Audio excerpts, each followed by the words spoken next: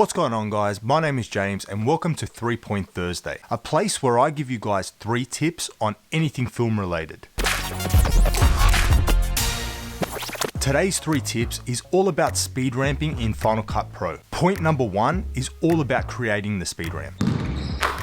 So in this case, I'm going to speed the initial part of the skateboarder coming towards me up, then I'm going to slow him down, and then I'm going to speed him up again on the exit. So to speed ramp in Final Cut Pro, it is actually very simple. Now what we need to do is we need to select our clip, hit Command R, and we automatically get our speed adjustment tool. Once the speed adjustment tool is up, we can automatically see the word normal and 100%. That means that the speed is at normal 100% speed, no speed adjustment has been made. So because we're going to speed the initial part of the clip up, the first frame of the clip is going to be the starting point for our speed ramp. So what we need to do is find an endpoint for that. So I'm going to select probably somewhere around maybe here. And what I'm going to do is I'm going to hit Shift B, and what that's going to do is it's going to create a cut. Now this is not a cut on the actual clip, just a speed adjustment cut.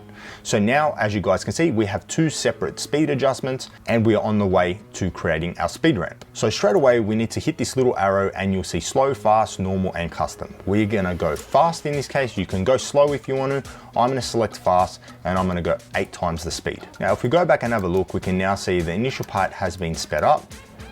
And that's exactly what we want. So next we need to create the endpoint for our slow motion. So I'm gonna select maybe somewhere around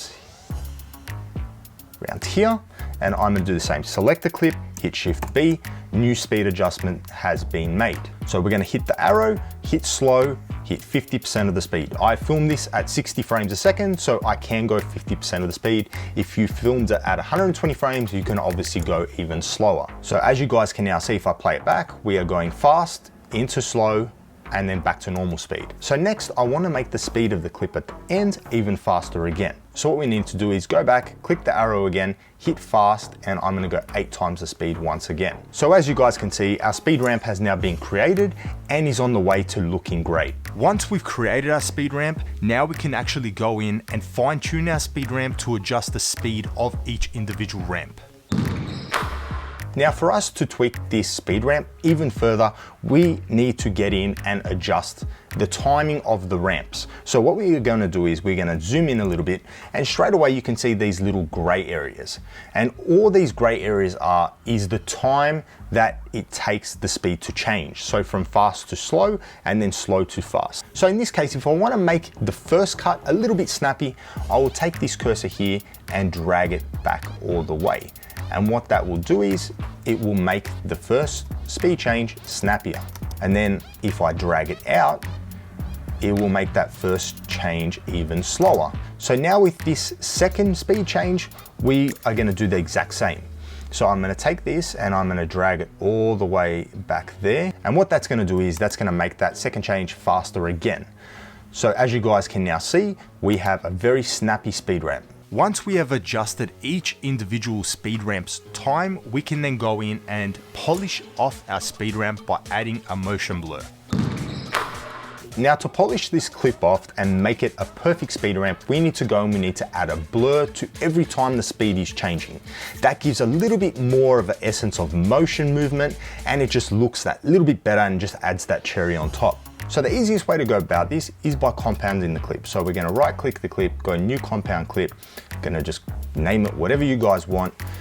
And now the speed ramp is automatically in this clip and it's all compounded as one. So this bit is a little bit tricky, but once you guys master it, straight away your speed ramps will start looking a lot better. So what we need to do is we need to find the point where the speed ramp is in motion, hit the blade tool, and then we're going to go a little bit further and we're going to hit another blade there.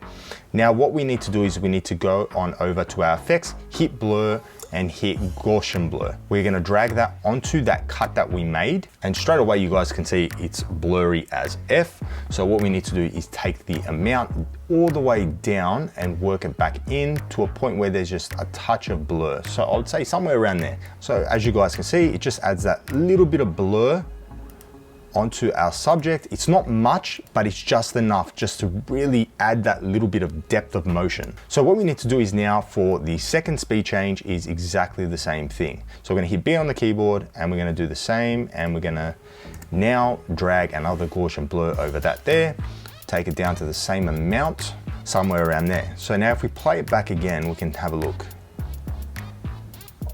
As you guys can see, it just adds that little bit of a blur just to bring that all together and just make it buttery smooth.